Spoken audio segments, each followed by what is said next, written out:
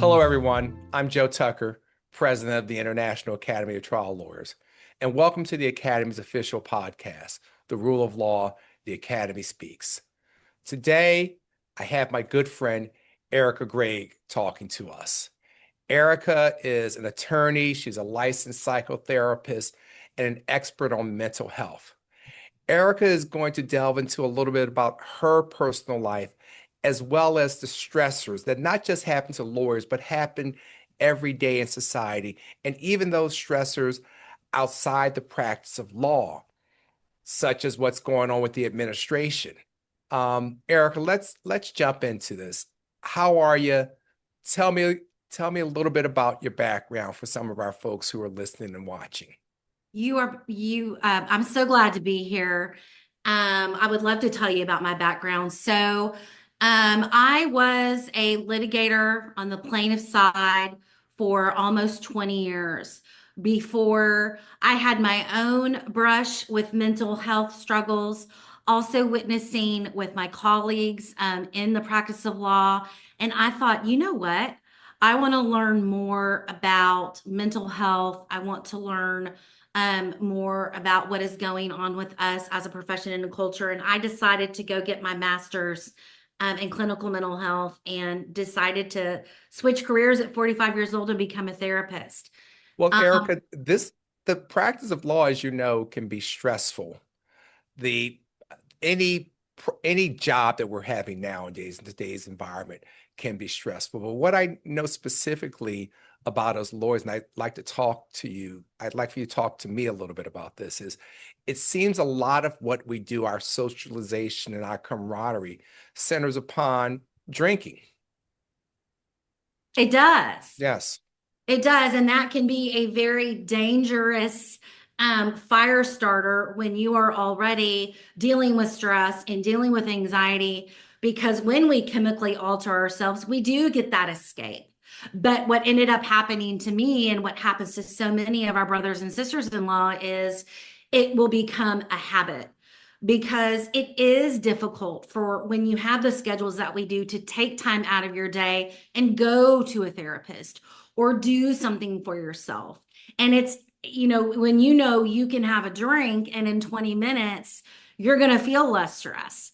For Mhm. a lot of us, that becomes air quotes the easier, better option. And unfortunately, what can happen and what does happen, if you've seen the statistics in our profession, is that it becomes a problem and it can lead to an addiction and it can lead to a crutch that can lead you down a very dangerous passage. Why don't you tell us a little bit about those statistics? Because I see it anecdotally, and I know you used to work with the Texas Bar Association dealing with these issues. Yeah.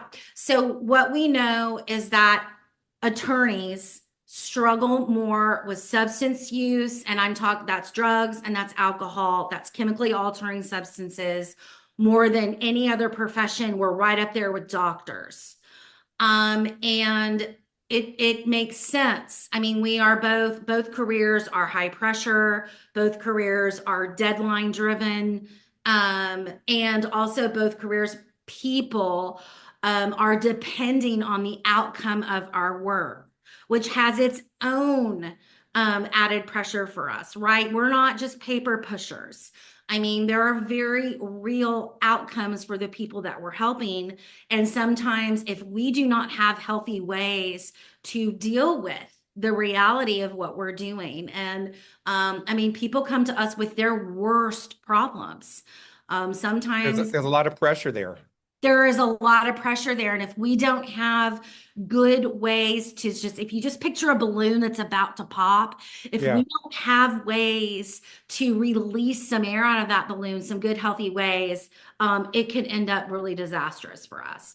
What are some of the negative things you've seen when we go down that road where we start looking to medicate ourselves, be it with alcohol or other types of drugs, and sometimes even prescription drugs? I mean, people lose their jobs, they lose their marriages. Attorneys lose marriages, they lose connections with their children, ultimately, they can lose their bar card, right? I mean, most across the United States, most ethical codes, I know in Texas, they're our code of ethics is we have to be able to diligently and competently represent our clients. We cannot do that when we are, addicted to a substance, when we have a substance use issue. And I will tell you, most grievances come out of some sort of either someone is not taking care of their mental health.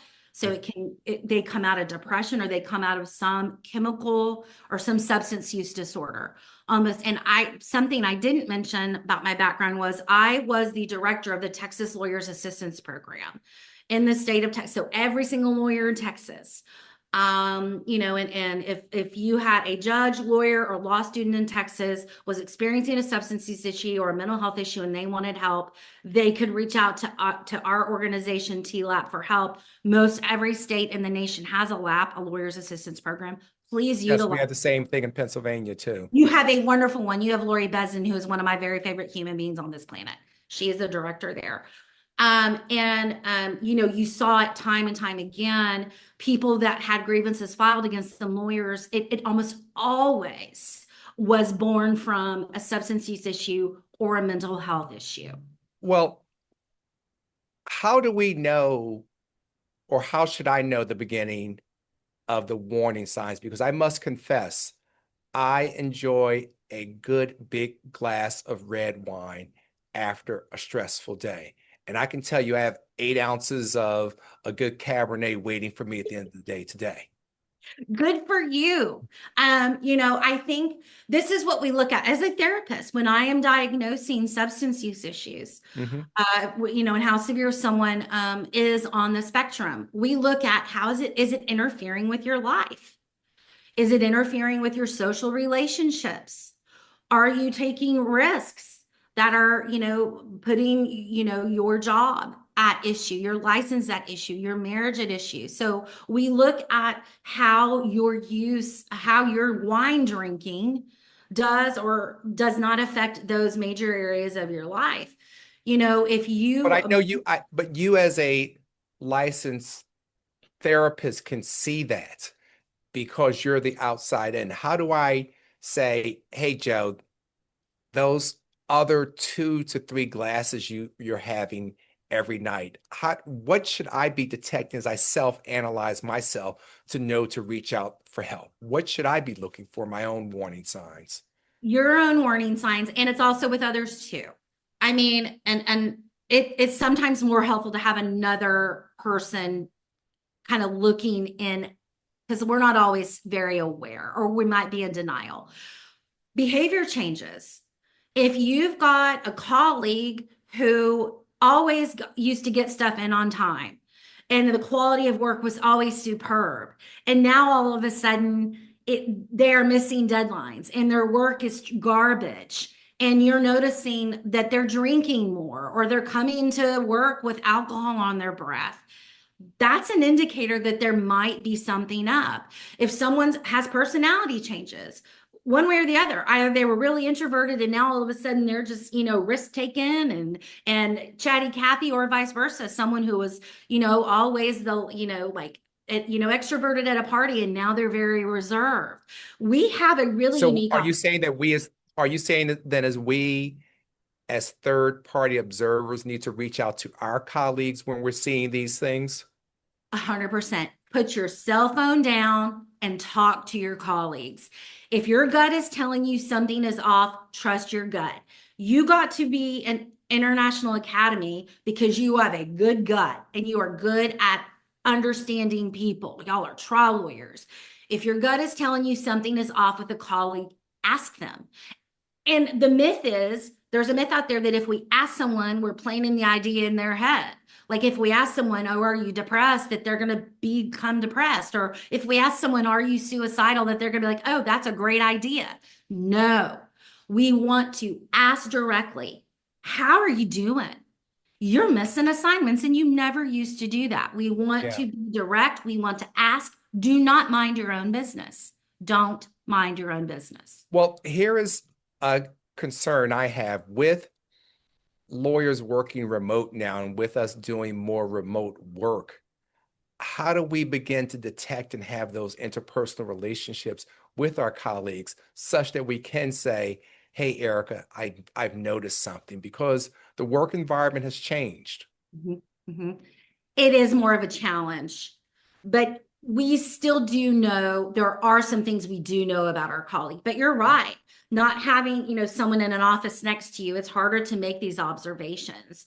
But you'll still see if work is not coming in on time. You'll still see if quality of work is failing. Those sort of things. But we do have to make more of a concerted effort. And sometimes that may be just having, you know, a colleague that you just decide, I'm just going to call in and check on someone. Hmm. Feels like something's off. There may not be a red flag or like some major sign, but you've got a feeling.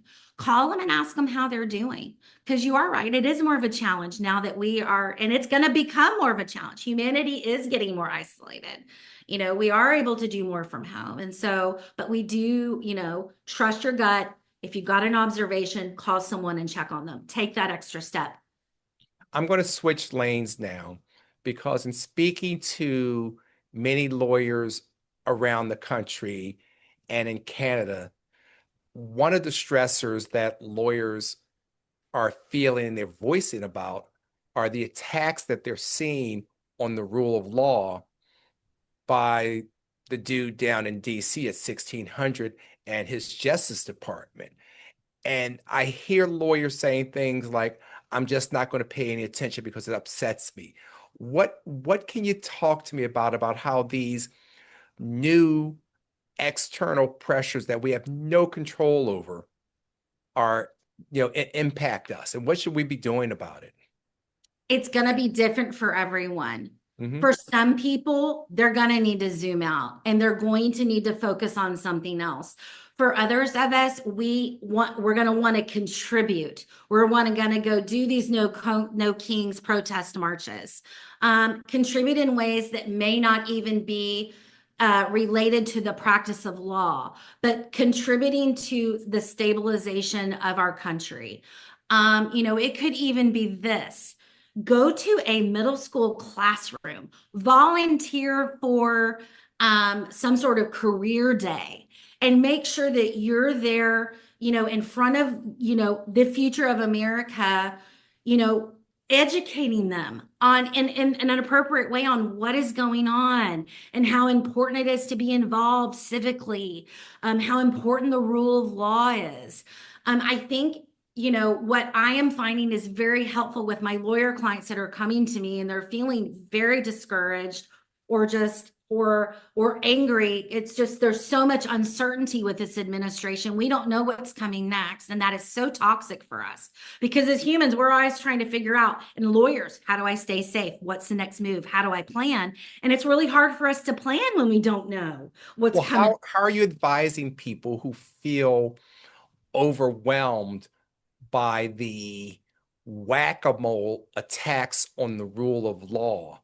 I haven't even had a chance to look at the news today, so I don't know what crazy thing is going on, but it's always one after another. Are you hearing your clients voice stress about what's going on every day? Absolutely. And I will say what I am finding, two things are helping across the board with attorneys. Mm-hmm. One thing is focusing or not focusing, but really making sure that you are building and nurturing your life outside of your profession. What do you Make mean? What do you mean by that? Talk to me a little bit about that. make sure you if you are spending time with your family, I call it diversifying the assets because as attorneys, the profession we have is so time consuming and so energy consuming, and that is fine. But when you are putting all of your eggs in that attorney basket and it goes weird or it Hmm. goes sideways like it is right now, we need to have other things that we can tap into that give us joy, that fill our bucket. And so what is it for, is it your family? Is it your faith? Is it mountain climbing? I don't care what it is, but I am finding that attorneys that I have that are really making sure that they're putting eggs in other baskets. Hmm. Absolutely. focusing on work, but that is really helping them because right now it's people they aren't feeling restored by what they're doing at work as much. The other thing that across the board is magic, limiting or highly curating your social media. Period. My social media is puppies and kittens right now. I mean, I got to do it. And there are days where I can do the deep dive and really get into what Trump is doing or really get into the immigration work and I can contribute. But some days I can't, and it's got to be puppy and kitten feed. It just has to. Well, And mine, as you and I talked about, is the Philadelphia Eagles there you go. and Go fishing. Birds. Go And Birds. I'm a Longhorn fan, so that's not super happy for me. Football is not a Hook, happy hook 'em horns. oh my gosh, what is happening to us? But exactly. I mean, and we have to be very protective of our energy and where it is going because it's under attack. I mean, what we're doing professionally is our existential beliefs, our ideological beliefs are under attack as lawyers. And that uncertainty is very, very toxic. And it's there. I don't know when it's going away. So what we have to do is we're just going to put law here. Where can I go get restored? Mm-hmm. I'm gonna watch the Eagles. I'm gonna walk my dog. And it's little things like that that are gonna help this law basket, feel more manageable. Well, you raised it, and I'm hoping we have enough time to talk about it. What role is social media playing in the mental health of lawyers and other people in our addiction to social media? Two things. We are what we read. And I know every one of us, every one of y'all that's watching this, I know I can feel my heart rate go up when I am reading certain things. Like our anxiety level, our level of depression is affected by what we are taking in. Mhm. And so if your social media, what you are following matters. Well, Also, let me play this out though, but we need to be informed as to what is going on. For yep. example, when a dumbass says something like Ukraine invaded Russia or tariffs are good for the economy, if I'm not informed, or we have some guy who has a worm going through his brain saying that vaccines cause autism, if I'm not informed, I would believe this nonsense. So I don't, I'm not a total disconnect from, and most of us get our news from social media so that we can be informed. So how do I strike that balance between the nonsense on social media and staying an informed person? Because I often say, if more people knew what the hell was going on, there would have been many, many more people at the No Kings March, and there would be more people down in DC, protesting every day as we tear down the Rose Garden and tear down the people's house for a billionaire and his friends. That's my little soapbox speech, but you go ahead. I love it. Say on that box. So what I would say is this, and look, we have different bandwidth at different times. If you've got the bandwidth to go read that RFK article about his brain worm, do it. But there are going to be some days where I can't do this right now. Mm-hmm. I can't read any more of this crap. And when you feel that way, do not read the article. I mean, and here's what I do, and here's what I recommend. So I get my news from NPR, and every morning I read every headline. If there is not an article I need to get into, like for my job or for a client or something, I don't go into it. I read the headlines, I'm informed, I'm a blast at a cocktail party. And that's what I'm recommending to a lot of clients that are feeling really underwater by social media but wanting to stay informed and wanting to stay connected is look, what is your news source? Fantastic. Just don't read the comments in Yeah. Instagram. Don't go down that wormhole. You know the movie. You do not need to watch the sequel. You know what's gonna happen. Well, let me tell you what I'm currently addicted to on Facebook. There's this artist who I grew up with. Her name is Stephanie Mills, and she has this song, I Never Knew Love Like This Before. And with Oh. everyone doing their lip syncing of Stephanie Mills with someone behind them dancing, where they have things like, Grandma said that if we're her background dancers, she would watch our grandkids, and the grandmother will lip sync to Stephanie Mills while the parents are dancing back. I love that type of entertainment on Facebook. It's it's joyful. And look, Yes. it is not healthy to have your head in the sand either. That's not what I'm saying. I Yeah. understand as lawyers and to be responsible to yourself, to your profession, to your clients, you got to be informed. Hmm. But you can mitigate the carnage, right? Like Yeah. you can, you know, see the headline, not read the article. You can read the article, not read the comments. And look, we're all different. I mean, Yes. some people, that's not a problem. But I will say in my practice, the two things I am seeing across the board that are really the difference makers in anxiety and depression and burnout, and they are highly curating social media or limiting it entirely, and or making sure we have other areas in our life besides our profession that we are really nurturing and trying to grow.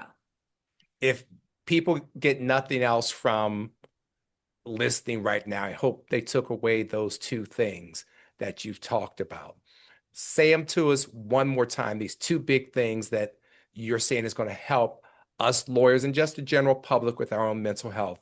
One more time, please, because I'm into emphasis. Okay. One, limit or highly curate social media. Two, make sure you got a life outside of your profession and that you're nurturing it as well.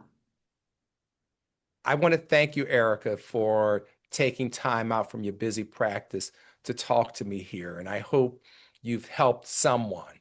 And if people need help, reach out to friends, family. And there's nothing wrong with a little therapy. Everyone needs a little therapy every now and then. It's a good thing. I'm Joe Tucker. Thank you for listening to The Rule of Law. And do yourself a favor, subscribe to our podcast so you can catch it every week. And take care of yourself, take care of your mental health. Thank you, Erica. We'll talk to you guys soon. Thanks for having me.